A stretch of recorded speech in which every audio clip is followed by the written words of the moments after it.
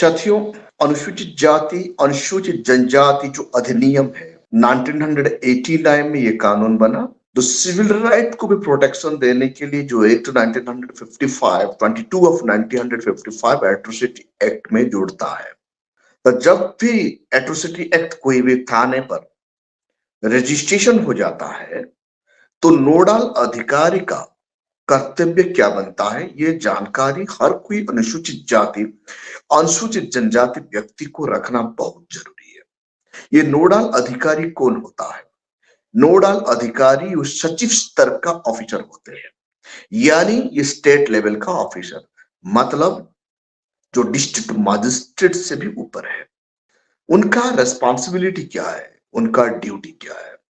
साथियों, अनुसूचित जाति अनुसूचित जनजाति का अधिनियम के तहत अनुसूचित जाति और अनुसूचित जनजाति का सुरक्षा हेतु जो भारत का संविधान का आर्टिकल 17 और आर्टिकल 340 और 341 के तहत 341 और 342 के तहत जो अधिकार मिला है, उनको कैसे सही से इंप्लीमेंट होना चाहिए, इनके ऊपर भारत का संविधान का कड़ा नजर है। और वो हर वक्त भारत का संविधान खड़ा हो जाता है अनुसूचित जाति और अनुसूचित जनजाति का व्यक्ति को सुरक्षा दिलाने के लिए। तो नोडल अधिकारी संविधान का दायरे में आते हैं। नोडल अधिकारी एट्रोसिटी एक्ट 1989 33 ऑफ 1989 में आते हैं। जब वो व्यक्ति ये कानून का वायोलेशन करता है तो सरकारी कानून के तहत सर्विस कोड एंड कंडक्ट के तहत उन्हें भी पनिशमेंट मिलता है। जो भी अधिकारी अपॉइंटमेंट होता है वो गवर्नमेंट सर्वेंट होता है, यानी भारत का संविधान का आर्टिकल 308, 309, 310 लागू हो जाता है। तो ऐसे स्तर में वो व्यक्ति का रेस्पॉन्सिबिलिटी क्या है? मैक्सिमम अनुसूचित जाति अनुसूचित जनजाति का लोग कानून का जानकारी के अभाव के कारण एट्रोसिटी एक्ट बना नहीं पाते, एट्रोसिटी को झेलते हैं, रोते हैं, बिलखते हैं, कभी कभी डर के मारे कंप्रोमाइज कर जाते हैं।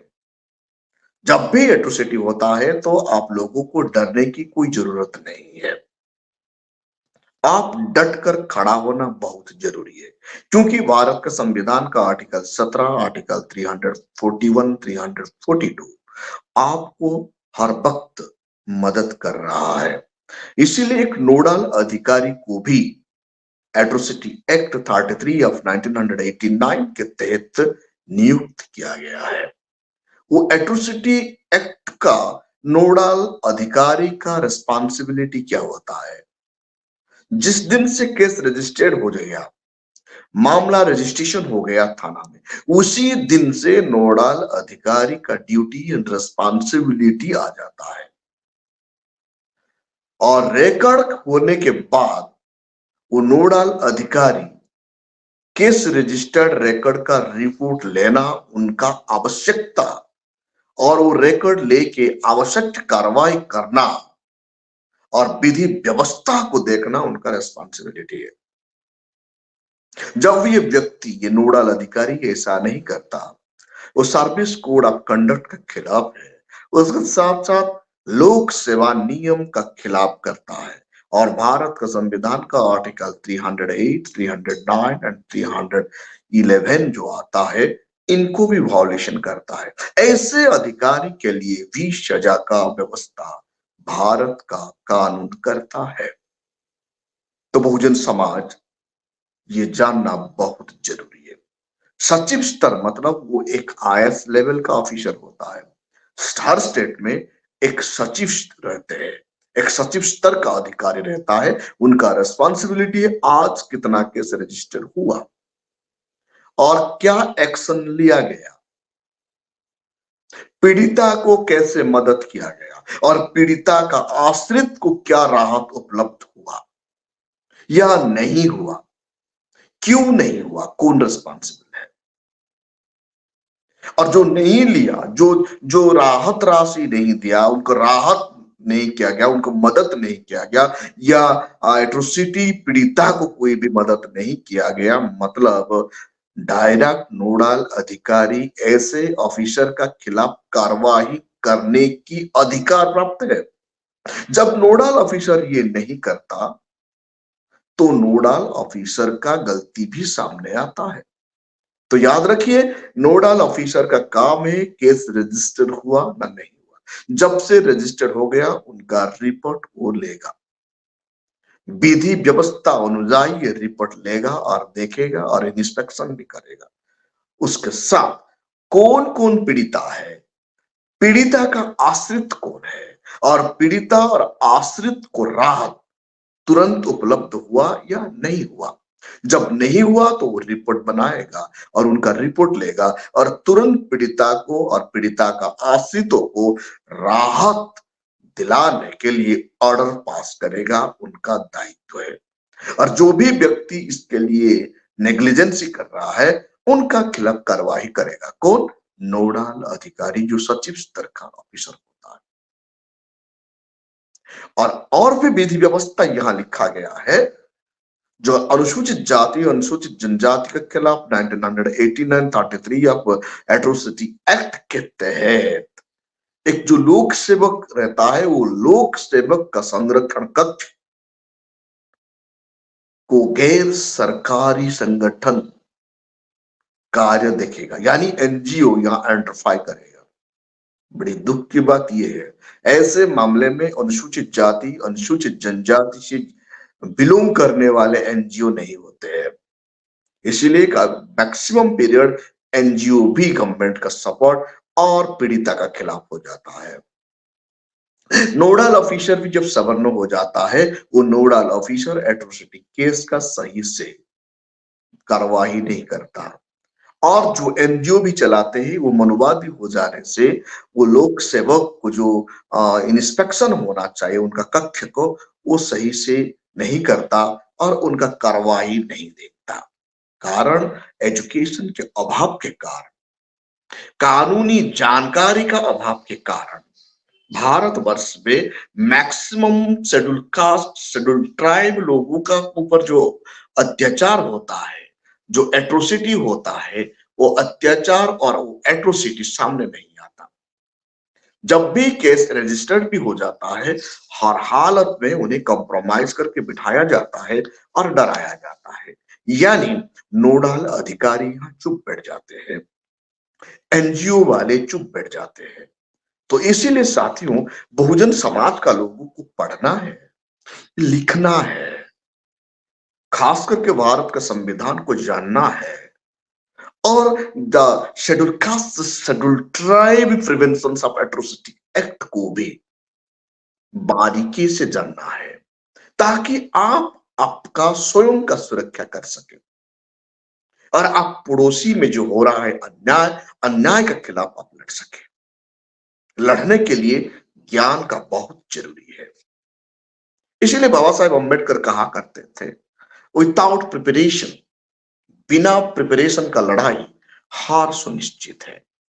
एट्रोसिटी एक्ट में केस तो दायर हो जाता है, कानून का जानकारी के अभाव के कारण कोर्ट में जाते जाते केस खड़ा हो नहीं पाता और कोर्ट में केस कमजोर हो जाता है। यानी ग्राउंड लेवल से ही दारोगा से लेकर इन्वेस्टिगेशन ऑफिसर से लेकर कलेक्शन ऑफ द एविडेंस ही गलत हो जाता है, और वो नोडल ऑफिसर उसके साथ साथ जितने भी लोग जुड़े हुए हैं, ये सब लोग अपना मनमानी करते हैं।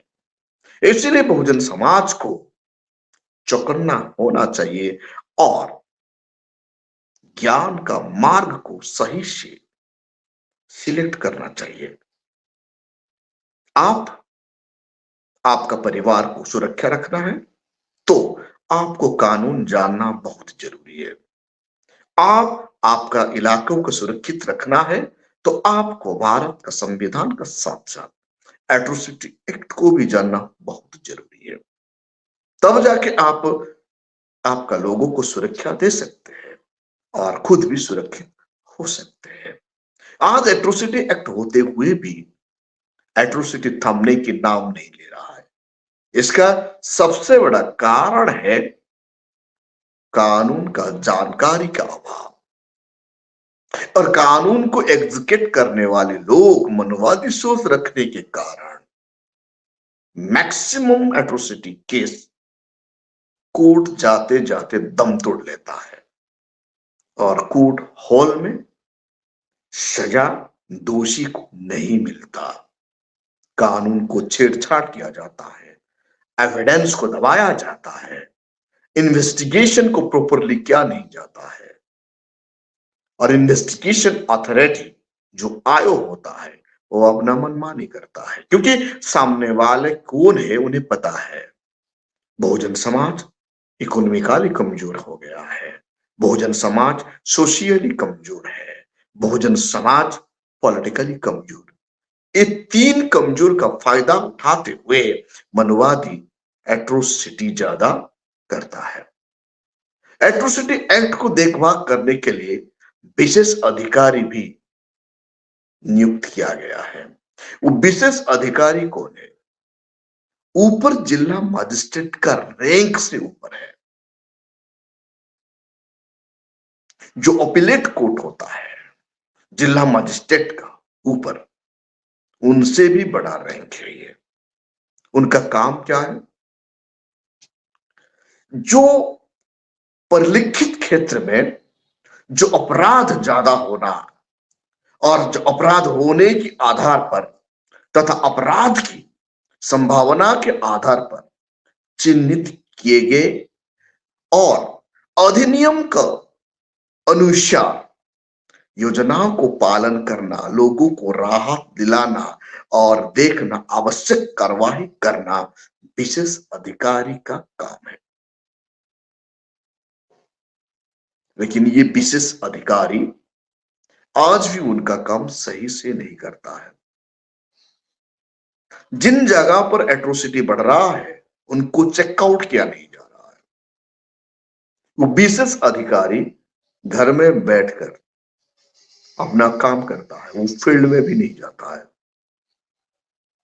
इसलिए आज एट्रोसिटी भारत का हर कोना में थमने की नाम नहीं ले रहा है।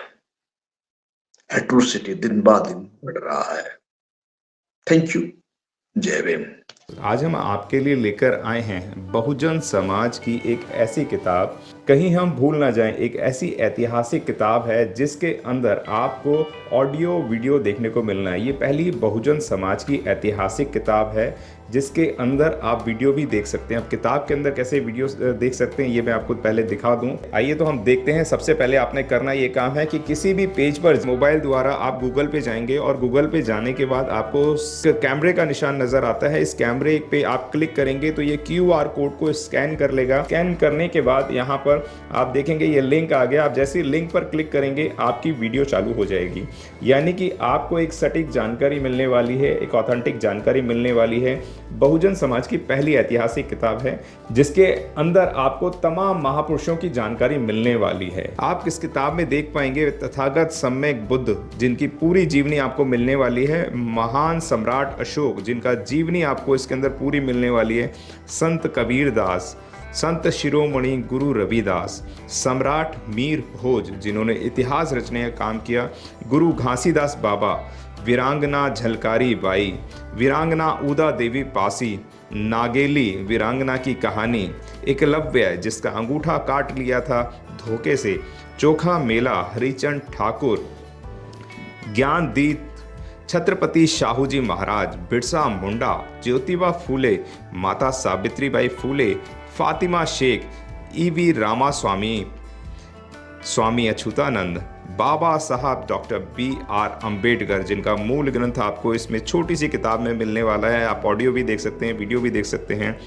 माता रमाबाई, मोतिया रावण कंगाली, सरदार उधम सिंह, ललई सिंह यादव, दशरथ मांझी, शिव दयाल सिंह चौरसिया, कपूरी ठाकुर, भवरी देवी, मान्यवर काशीराम साहब जिन्होंने इतिहास को दोबारा दोहराने का काम किया था, वीरांगना फूलन देवी, बहन कुमारी मायावती, संकल्प भूमि और पूना पैक्ट, बहुजन समाज का एक मूल ग्रंथ यह आपके पास आ गया है और आप इसको बिल्कुल भी देरी ना करें। तो साथियों, अगर आप ये किताब मंगाना चाहते हैं तो डिस्क्रिप्शन बॉक्स में जो आप नंबर देख रहे हैं, इस नंबर पर आप हमें अपना ऑर्डर बुक करा सकते हैं। कितनी किताब आपको चाहिए? यदि आप चाहते हैं कि यह किताब पूरे भारतवर्ष में घर घर नजर आए तो आप इस वीडियो को ज़्यादा से ज़्यादा शेयर करें, लाइक करें, शेयर करें, अपने कमेंट हमारे सुझाव बॉक्स में ज़रूर दें और किताब को अपने घर पे मंगाना बिल्कुल भी ना भूलें। अगर आपने अभी तक हमारा चैनल सब्सक्राइब नहीं किया है तो सब्सक्राइब करें और घंटी का बटन बिल्कुल भी दबाना ना भूलें ताकि सभी लेटेस्ट खबरें पहुंच सकें आप पे सबसे पहले।